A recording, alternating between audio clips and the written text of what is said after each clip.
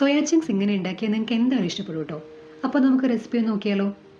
എണ്ണ ചൂടായി ഇഞ്ചി വെളുത്തുള്ളി ചതച്ചത് ഒന്ന് ചേർത്ത് കൊടുക്കാം. അതൊന്ന് മൂത്ത് വരുമ്പോൾ നമുക്കതിലേക്ക് സവോള ഉപ്പ് ചേർത്തൊന്ന് വഴറ്റി കൊടുക്കാം. സവോളയുടെ കളറൊക്കെ മാറി ഒരു ലൈറ്റ് ഗോൾഡൻ കളറിലേക്ക് വരുമ്പോൾ കുറച്ച് പൊടികൾ ചേർത്ത് കൊടുക്കാനുണ്ട്. മഞ്ഞൾപ്പൊടി, മല്ലിപ്പൊടി, മുളക് പൊടി, മീറ്റ് മസാല. ഇത്രയും പൊടികൾ നന്നായിട്ടൊന്ന് മൂത്ത് വരുമ്പോൾ അതിലേക്ക് 2 ചെറിയ തക്കാളി അരച്ചത് ചേർത്ത് കൊടുക്കാം. അതൊന്ന് മിക്സ് ചെയ്തതിന് ശേഷം ഞാനിവിടെ 2 ചെറിയ ഉരുളക്കിഴങ്ങ് കഷ്ണങ്ങളാക്കി അരിഞ്ഞത് ഒന്ന് ചേർത്തിട്ടുണ്ട്.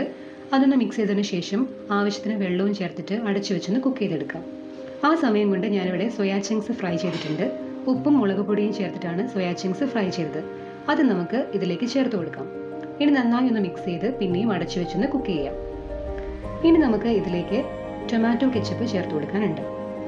മിക്സ് ചെയ്തതിന് ശേഷം നമുക്കതിലേക്ക് കുരുമുളക് പൊടിയും മല്ലിച്ചപ്പും ചേർത്ത് കൊടുക്കാം. ഇപ്പോൾ നമ്മുടെ കറി ഇവിടെ റെഡി ആയിട്ടുണ്ട്. ഇത് ചോറിനും ചപ്പാത്തിക്കൊക്കെ നല്ലൊരു കോമ്പിനേഷനാണ് കേട്ടോ.